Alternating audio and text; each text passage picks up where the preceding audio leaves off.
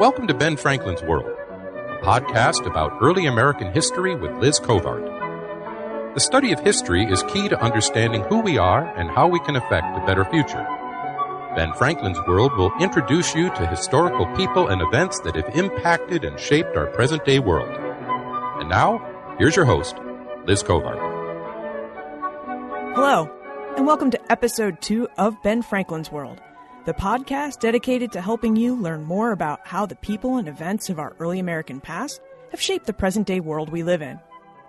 Each week, we sit down with an historian to discuss their unique insights into our early American past so we can learn more about who we are and how we can affect a better future. Today's episode is the second part in our three-part Ben Franklin's World Launch Spectacular series. Today we chat with Cornelia King, Chief of Reference at the Library Company of Philadelphia. Connie discusses the Library Company of Philadelphia's latest exhibition, That's So Gay, Outing Early America. Now, throughout the year, the Library Company offers many exhibitions, lectures, and gallery talks to help it fulfill its mission to foster scholarship in and increase public awareness about American history before 1900. In this episode, Connie is going to tell us about how the Library Company staff decides what types of exhibitions to display in its exhibition halls in Philadelphia, how the Library Company exhibition curators determine what types of artifacts to display in their exhibitions and how to interpret those as well. And Connie also discusses the Library Company's present exhibit, That's So Gay, Outing Early America. So we'll learn more about the history gay men and women played in our early American past. Okay, so the second episode of Ben Franklin's World Launch Spectacular begins right now. With tidings and wisdom to share about our early American past, here is this week's special guest. Today we welcome Cornelia King, the Chief of Reference at the Library Company of Philadelphia. Connie has worked in the field of rare book librarianship since 1978, and she has worked at the Library Company since 2000. Her book-length bibliographies, American Education, 1662 to 1860, and American Philanthropy, 1731 to 1860, helped establish the Library Company as a center for the study of social history. You can typically find Connie at work in the Library Company's main reading room, where she has the curatorial responsibility for women's history. Welcome to Ben Franklin's World, Connie. Thank you. I'm glad to be here. And we're happy to have you. Now, the Chief of Reference sounds like a very important job title. Would you tell us a little bit about the work you do for the Library Company and what your responsibilities as Chief of Reference entail? Well, the Library Company has a big collection, but quite a small staff. So as Chief of Reference, I'm likely to start my day rebooting the router for the Wi-Fi, or maybe scanning a document to send to another library for interlibrary loan, or even running an envelope through the postage meter. But mainly I work with our readers, and the multifaceted aspect of all our jobs here is actually a bonus for them. The Library Company is one of the only libraries I know where the person who's going to be bringing you material in the reading room also has some curatorial responsibility for a part of the collection. So I get to do so many things. I get to acquire material for the collection in the area of women's history. I get to catalog it and then bring it to the attention to people doing research in our reading room or include it in exhibitions. But if I'm not the go-to person for the topic, I can also call another staff member who would be better for that. So there's a lot of sort of collegial stuff that goes on at the Library Company that I think makes it a really good place to be. Wow, you have to know how to do a lot of things, as well as know a lot about your collections to work in your position. But it sounds like a really interesting job that keeps you on your toes. Oh, it's a great place to be, either as a researcher or as a staff member, I hope. Now, you said that part of your responsibility is putting on the exhibitions about early American history. How many exhibitions does the Library Company present each year, and what kinds of exhibitions does it display? Well, we have a main gallery, And those exhibitions change about about twice a year, and they take more than a year to prepare. But we also have smaller spaces in the building, and they change much more often. We change them for conferences, for events that we hold. And in addition to that, there are exhibitions that are online only. And that's a great way to publicize material in the collections that wouldn't necessarily fill a gallery. And you asked what kinds of exhibitions. Well, here our mission is to increase public understanding of American history. And we've been very interested in developing shows that have resonance for people. For example, the huge amount of public discourse in the 18th and 19th century around alcohol consumption was very different in obvious ways when you think about the temperance movement. But the topic itself is still very current. And I'm told that our online exhibition about the temperance movement is the one that still gets the most hits on our website. We also see a lot of interest in our exhibitions on economy and society. We think of the American ideal of upward mobility through taking initiative and hard work as something we believe in as Americans. But we know that there are always winners and losers, and I think that's a topic that a lot of our exhibitions have visited and revisited thanks to our economy and society program. And I guess if I were going to say a third area, I'd say the promise of cutting-edge technology has resonance. We look at the development of lithography and photography and other printing arts in the 19th century and see the same interest in innovation that's still a dominant theme now. I think it's a way of connecting with people to have these exhibitions, and I think it's very helpful to keep thinking about why we do what we do. So the strength of the library company's collections help you determine what sorts of exhibits to put on. Yes, indeed. We have developed exhibitions around our collection of African Americana, and for a lot of people, that's what they know about us, that we have a remarkably strong collection. In fact, our next exhibition will be Genius of Freedom, about Reconstruction in the northern states after the Civil War. And it opens after the one we have now comes down in November 2014. And your current exhibit, it's called That's So Gay. Could you tell us a little bit more about that exhibit and what kind of prep work goes into one of these big exhibits or exhibitions? Well, I knew I wanted to answer the question, how can you know? I mean, that was the big question. How can you know that you're looking at gay history? How do you study gay history before there were words like lesbian, gay, bi, or transgender, especially as labels with their current meaning? And as a curator, I think of myself as the curator of the questions rather than curator of the answers, and let me explain. I wanted to show with materials in our collection that same-sex relationships often have flourished, both ones between actual people and also ones that were written about in novels and poetry. For example, 19th century schoolgirls are often described as having smashes on other girls. And in novels, you often see relationships that are close between men, as described as David and Jonathan relationships, alluding to the biblical figures who chose to be friends rather than enemies. And a lot of people know about Walt Whitman and the fact that some of his poems in Leaves of Grass celebrate the love of comrades. And Harriet Hosmer, a 19th century woman sculptor, lived in a household of women, and they called themselves the Jolly Bachelors. So even though we don't have the current words that you see to describe LGBT individuals, you've got a lot of other language. And ideally, the big question that the show poses is there an identifiably gay culture, as scholars such as David Halpern have suggested? Or with full equal rights, will having a gay cultural identity just fade away, having outlived its usefulness? But whatever the answer to that question, and I think it's one that where there isn't an answer, there are a lot of answers.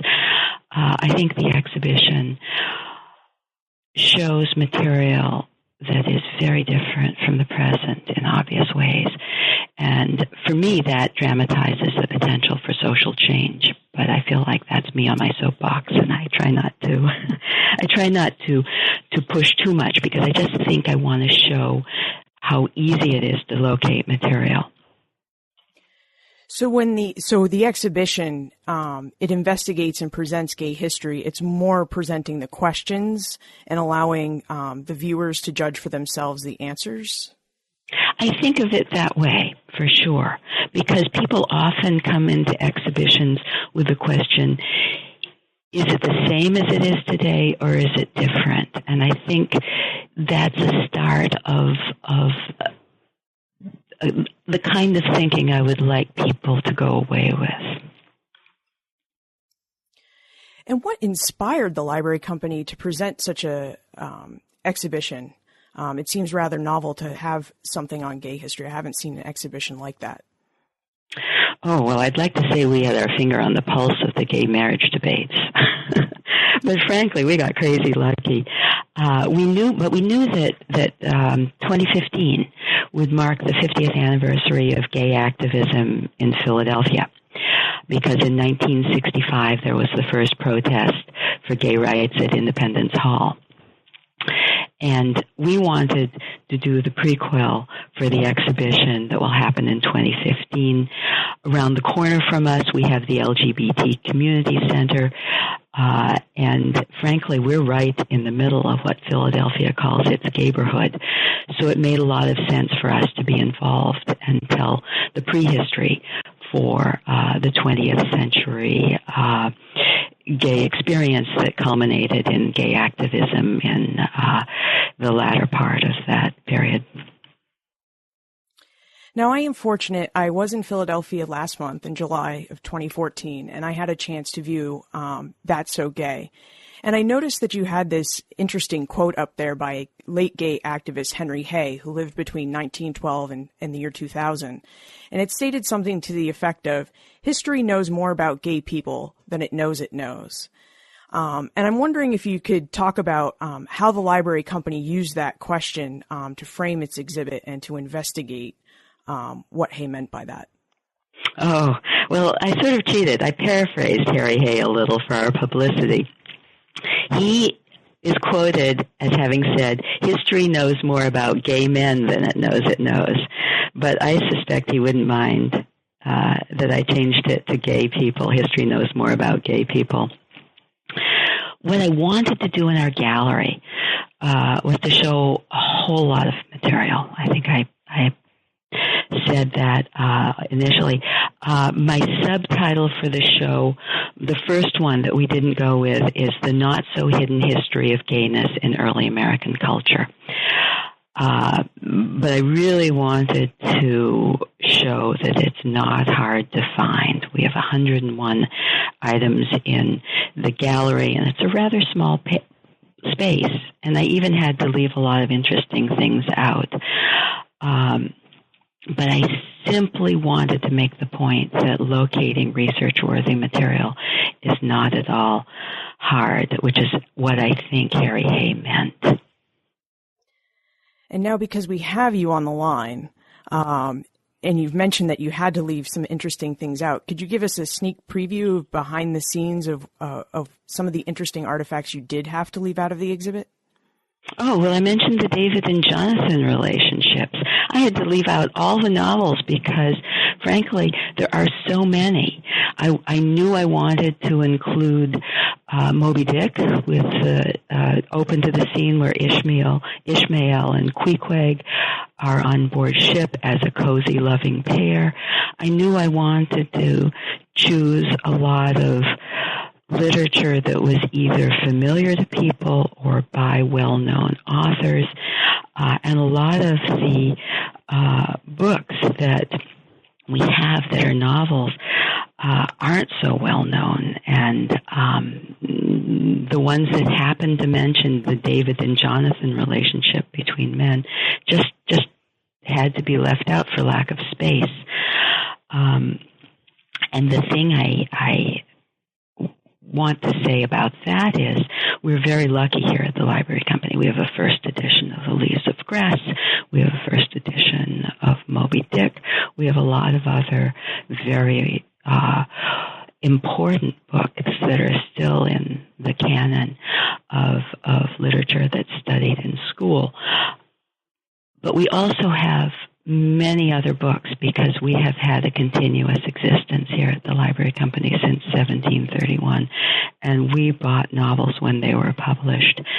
And that means we have the ones that are well known today and a lot of others that aren't. And so it's just a wonderful place to do research because you can see the whole record of what was in print for a given period if that's what you're studying.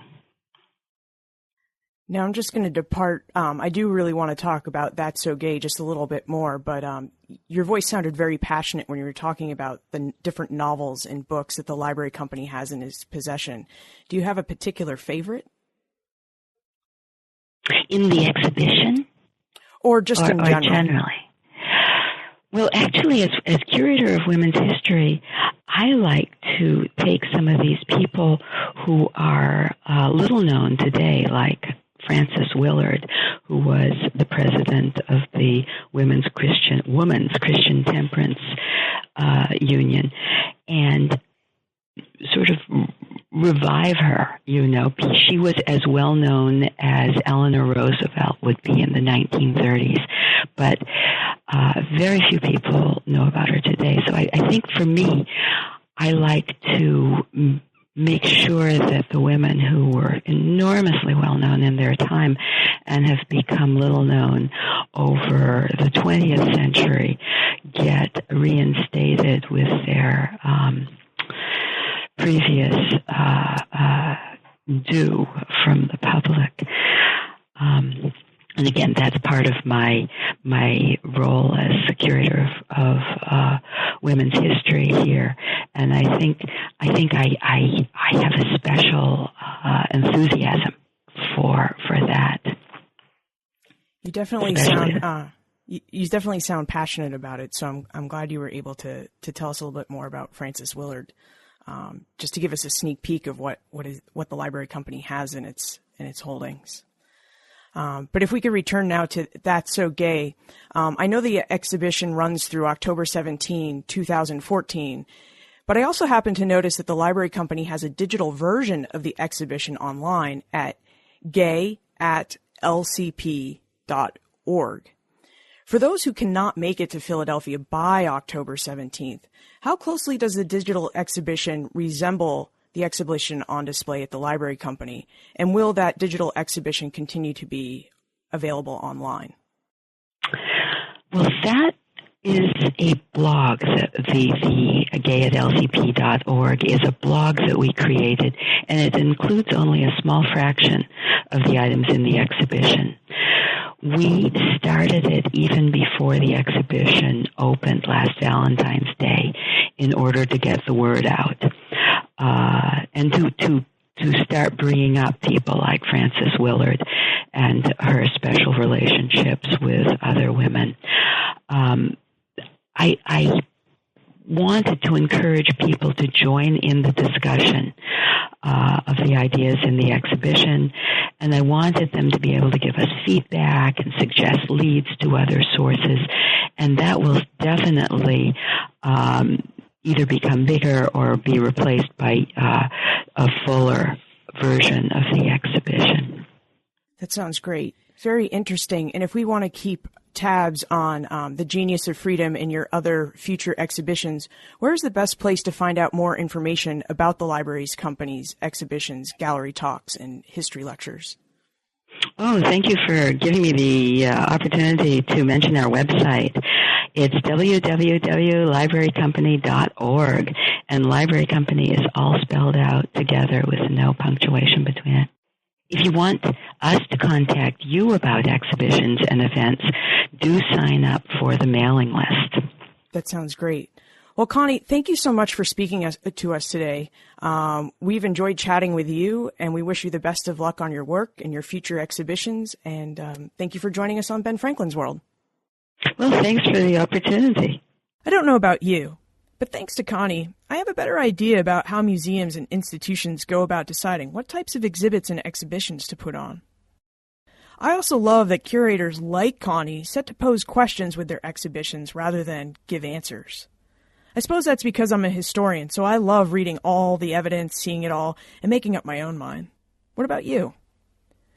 Now, you can find information about Connie, plus notes about what we talked about today, on the show notes page for this episode, which you'll find at benfranklinsworld.com/002. You'll also find information on benfranklinsworld.com about the other 2 episodes in the Ben Franklin's World Launch Spectacular series. In episode 1, we converse with James N. Green, librarian at the Library Company of Philadelphia. Jim shares information about the history of the Library Company and about Ben Franklin's role in establishing the institution. If you love libraries, this show is a must, because Jim talks about how Ben Franklin's organization of the Library Company led to ideas and models that present-day libraries that we use today use. So it's a very practical episode as well. And in the finale, in episode 3 of our Launch Spectacular series, we'll speak with Richard S. Newman, director of the Library Company. In episode 3, Rich shares information about the past and present efforts of the Library Company to serve the public at large. And as the Library Company has existed for over 283 years, it's a very interesting conversation that I hope you'll check out. If you enjoyed today's episode, please tell your friends about us. We're not going to be on iTunes or Stitcher till December, so please send them to benfranklinsworld.com, where they'll discover more information about the show and be able to download all of our episodes. And finally, if you have any questions, comments, or suggestions about the show, or what I can do to improve it, please reach out. You can email me at liz@benfranklinsworld.com or send me a tweet. I'm pretty active over there on Twitter, and my handle is @LizCovart. And remember, never leave till tomorrow that which you can do today.